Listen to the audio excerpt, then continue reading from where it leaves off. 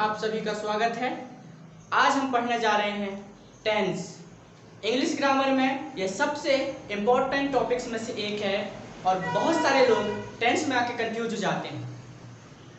हम इंग्लिश सीखना तो चाहते हैं, ग्रामेटिकल भी अच्छा सीखना चाहते हैं, पर हमारी सबसे बड़ी प्रॉब्लम है, सबसे बड़ी समस्या वो आके टेंस बन जाती है। इसलिए आज हम टेंस को बहुत ही सरल तरीके से सीखेंगे। आपको रटना नहीं है, कुछ भी एकदम दिमाग में समझना है। यदि रटने की कोशिश करोगे तो आप नहीं सीख पाओगे। मैं पहले बता दे रहा हूँ, मैं आपको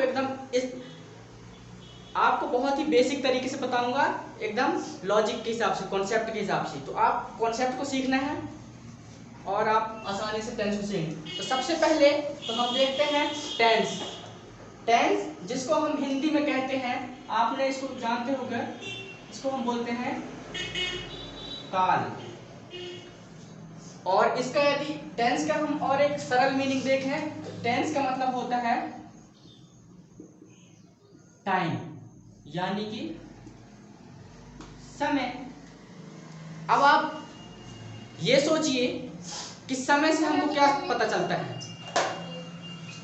समय से हमें यह पता चलता है कि कोई कार्य या कोई चीज किस समय पर हो रही है। ठीक है, जैसे हमें कहीं पे जाना है और यदि हमारे पास समय ना हो तो हम जानेंगे कैसे कि हमें कितना टाइम निकलना है या कितना टाइम आना है, कितना टाइम जाना है। समय बहुत बड़ा इंपॉर्टेंट है। इसी प्रकार टेंस का प्रयोग होता है ग्रामर में। वो हमें ये बताता है कि कोई काम, कोई वर्क है जो वह कितने टाइम हो रही है, कोई कार्य है जो वह कितने समय हो रहा है, ये बताने का काम करता है टेंस। ठीक है, इसके अलावा टेंस का क्या काम है? एक तो ये बताता है कि कोई समय, कोई जो कार्य है, जो इसको हम वर्क कहते हैं, कोई भी कार्य वह किस समय पर हो रही है। ठीक है, किस समय पर हो रही है। तो पहला ये है। दूसरा ये बताती है टेंस कि जो काम है वह कितना हुआ है, काम कितना हुआ है।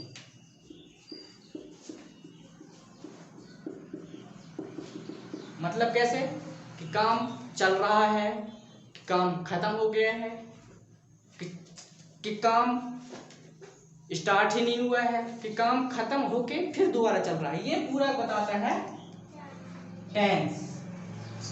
तो टेंस का मुख्य काम है, समझिए, टेंस की डेफिनेशन हम ऐसे बता सकते हैं कि टेंस ग्रामर का एक ऐसा रूल है, एक ऐसा नियम है। टेंस ग्रामर का ऐसा नियम है जो यह बताता है कि कोई काम, ठीक है, काम, कोई काम कितने समय हुआ है और कितना हुआ है। तो आपसे कभी भी कोई पूछ ले कि टेंस क्या है, तो आपको सिंपली बता देना है, रटने जरूरत नहीं है, कि टेंस एक ग्रामर का नियम है। वह हमें बताता है कि कोई काम कितना समय हुआ है और कितना हुआ है। ठीक है, अब याद देखते हैं टेंस। टेंस यानी टाइम।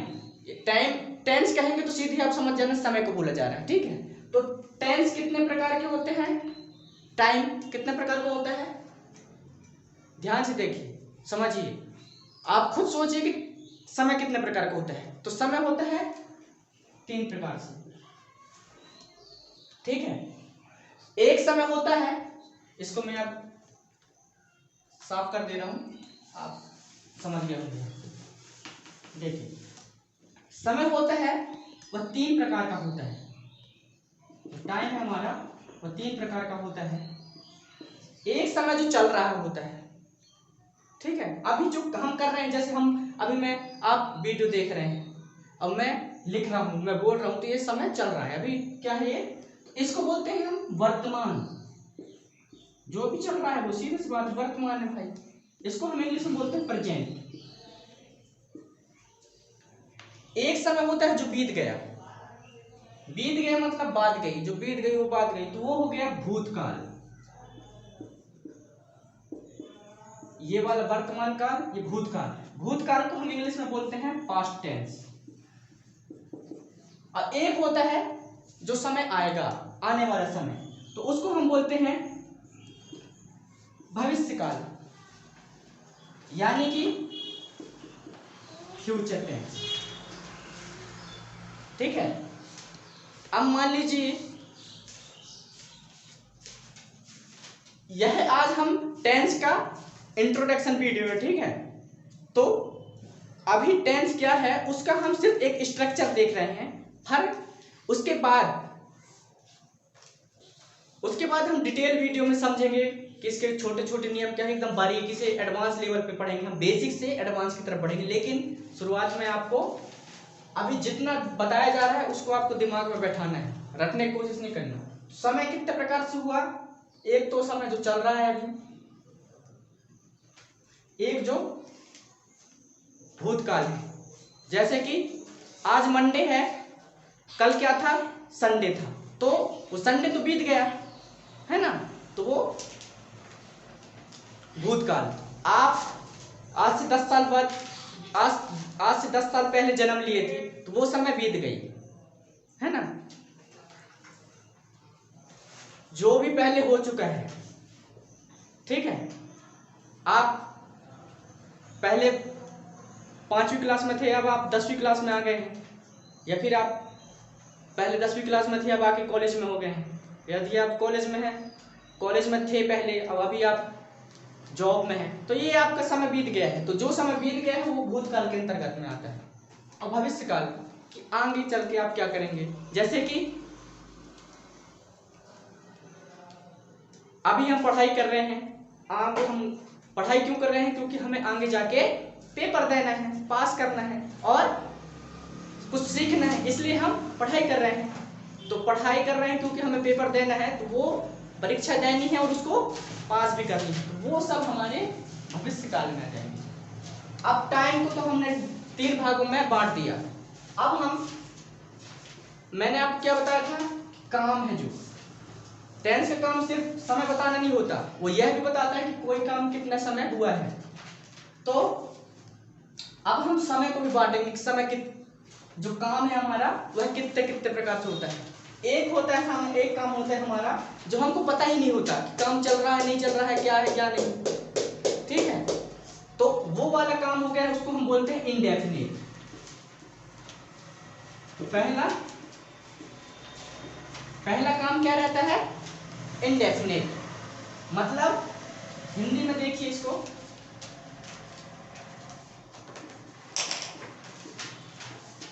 अनिश्चित, मतलब कि निश्चित नहीं है कि काम हो रहा है नहीं हो रहा है। जैसे कि मैं स्कूल जाता हूं, अब इसमें जाने का काम पता ही नहीं चल रहा कि कितना जा रहा है, कब जा रहा है, कैसे जा रहा है।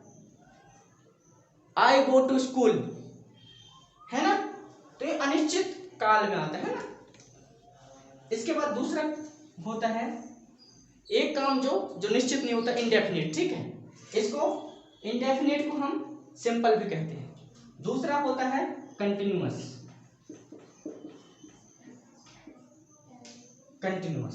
मतलब जो काम चल रहा है, जैसे कि मैं अभी बोल रहा हूं, तो आई एम स्पीकिंग, मैं पढ़ा रहा हूं, आई एम टीचिंग, तो ये काम चल रहा है। आप वीडियो देख रहे हो तो यू आर वॉचिंग, है ना, आप सुन रहे हो, यू आर लिसनिंग,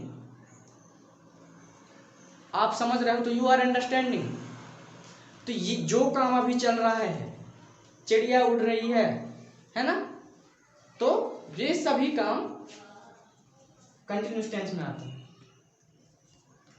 कंटिन्यूअस का मतलब सीधे जो निरंतर जो चल रहा है, जिस भी सेंटेंस के पीछे रही है, तो वो सब कंटिन्यूअस में आते हैं। तीसरा टेंस का जो हमारा काम है वह होता है परफेक्ट। अब कोई काम एक परफेक्ट तब माना जाता है, उसको परफेक्ट तब कहा जाता है जब वह पूरी तरीके से खत्म हो चुका होता है। जैसे कि मैं खाना खा चुका हूं, है ना, मैं सो चुका हूं, मैं जाग चुका हूं। तो जो भी काम पूरी तरीके से कंप्लीट हो गई है वह हमारा परफेक्ट टेंस में के अंतर्गत आता है। ठीक है। और चौथा एक होता है परफेक्ट, मतलब पूरी तरीके से कंप्लीट, मतलब कि पूरा हो चुका है। इसका मतलब हुआ पूरा हो चुका है। अब देखिए, तो इसको देखिए, लास्ट जो हमारा काम होता है वो किस प्रकार से होता है, जो कि होता है परफेक्ट कंटिन्यूअस। परफेक्ट कंटिन्यूअस मतलब वो पूरा हो चुका है उसके बाद भी चल रहा है। जैसे आप पढ़ लिए थे पिछली क्लास में, उसके बाद अभी भी आप पढ़ रहे हो ना, तो ये काम क्या है, निरंतर चल रही है ना। आप कल स्कूल गए थे, आज फिर स्कूल जाओगे, तो वो काम आपने कल भी किया था लेकिन अभी भी चल रही है वो, तो ये कहलाता है परफेक्ट कंटिन्यूअस। ठीक है। इसका मतलब ये है कि वो काम पूरा हो चुका है और साथ में चल भी रहा है। जैसे कि मैं 1 साल से यहां रह रहा हूं, अब वो 1 साल से रह रहा है, रोज रह रहा है, उसके बाद भी अभी रहते जा रहा है ना। इस प्रकार के जो हमारे आते हैं वह हमारे कहलाते हैं परफेक्ट कंटिन्यूअस। अब देखिए, हमने वर्ग को 4 भागों में डिवाइड किया और टाइम को 3 भागों में। अब इन सबके कॉम्बिनेशन से कुल हमारे टेंस पढ़ते हैं वो है 12 प्रकार से। ठीक है।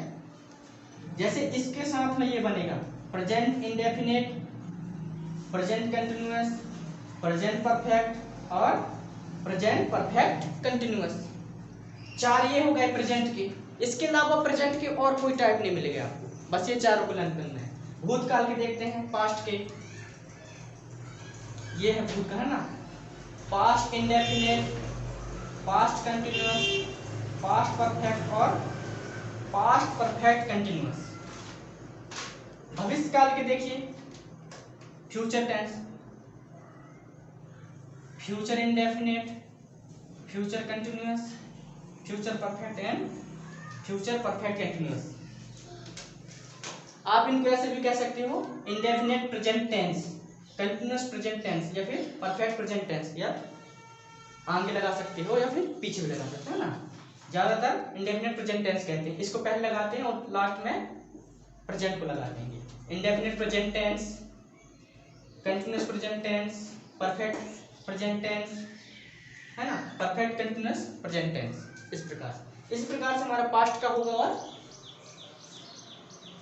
फ्यूचर का होगा। अब तो ये हम समझ लिए हैं कि कुल टेंस हमारे 12 प्रकार से सीखना है। अब 12 प्रकार आपने अच्छे से सीख लिए तो आपका इंग्लिश ग्रामर में पकड़ बन जाएगा, है ना। अब नेक्स्ट हम सीखते हैं, ये तो हमने सीख लिए कि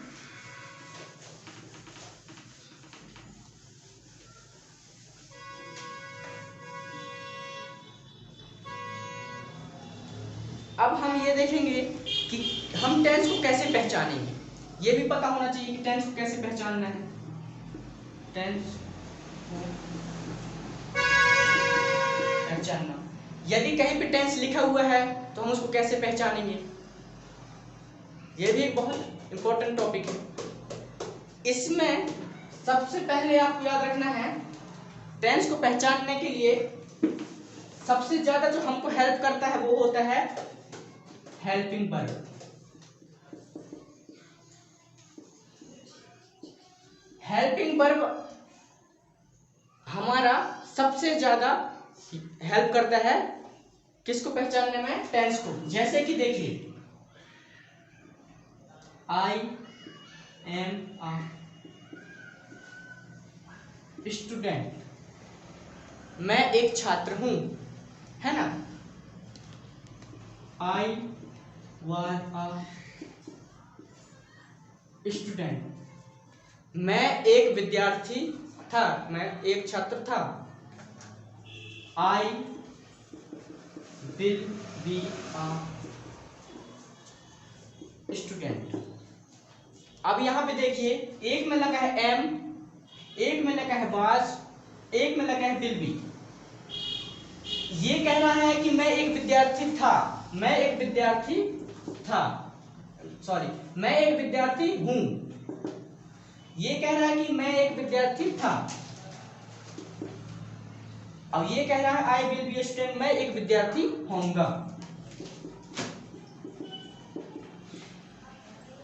तो इससे हमको क्या समझ में आ रहा है कि सेंटेंस हमारा जैसा का तैसा पूरा बना हुआ है।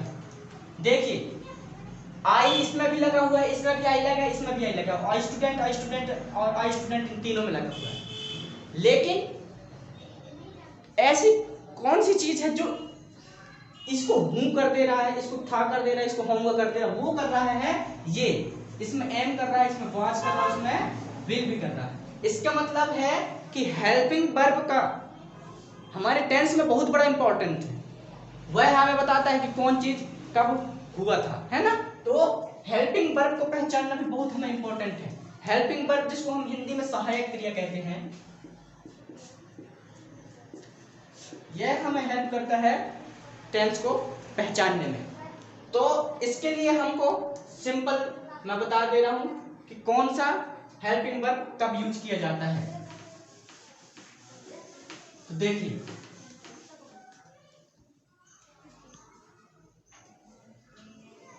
एम होता है, ठीक है, इज, आर, वाज, वर, और होता है विल बी और शैल बी। तो इज, एम, आर ये लगते हैं प्रेजेंट टेंस में। जहां भी आपको कहीं भी किसी सेंटेंस में एम आ गया, इज आ गया, आर आ गया, आपको तुरंत समझ जाना है कि वो क्या है, प्रेजेंट टेंस की बात कर रहे हैं। इसके बाद पूरे कहीं भी इंग्लिश ग्रामर में कहीं भी वाज और वर लग गया, लगा हुआ पाए, समझ जाना है आपको, वो है पास्ट टेंस।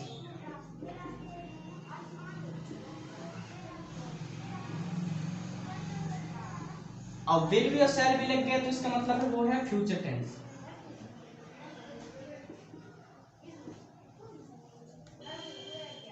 इसमें दो चीज और होती है, एक होता है सिंगुलर और एक होता है प्लूरल नंबर। सिंगुलर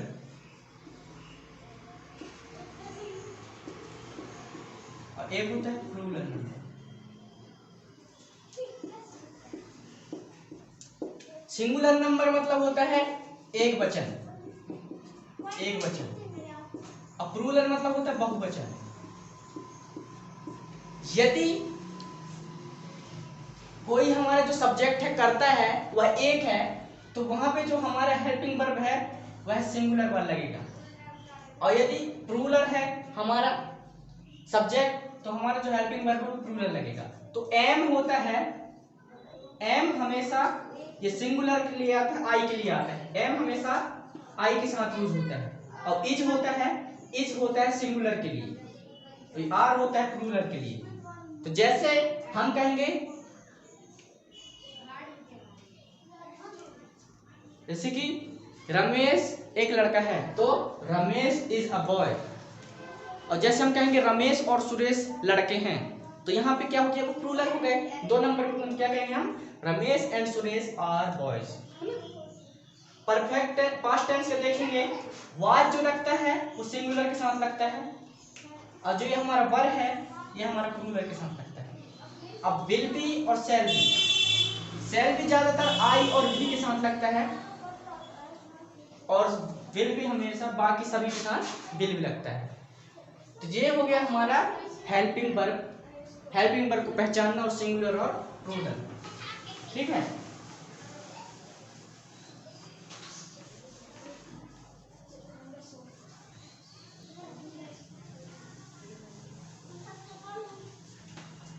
इसके बाद एक मैं जो आपको बताया हूं उसको आपको ऐसे चार बना लेना है। ये हो गया आपका सिंगुलर, ये हो गया प्लूरल, ठीक है ना। तो इसमें एम, इज, है ना, वाज,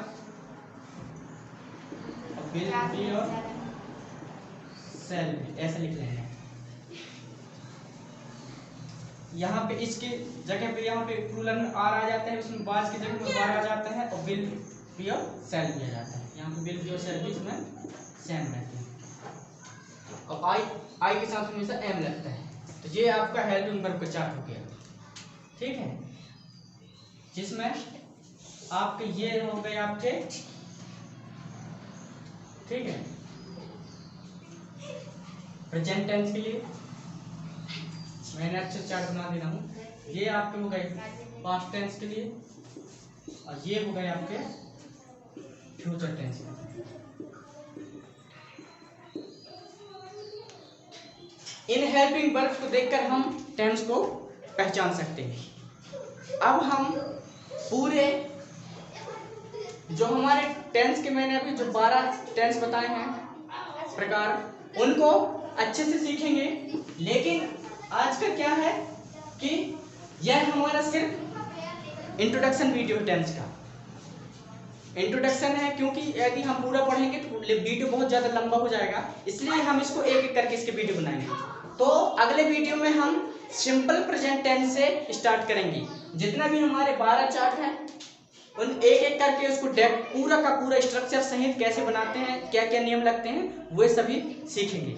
तो आपको बताना है कि आपको वीडियो कैसा लगा और जो बताया गया है उसको आपको फॉलो करना है। Thank you.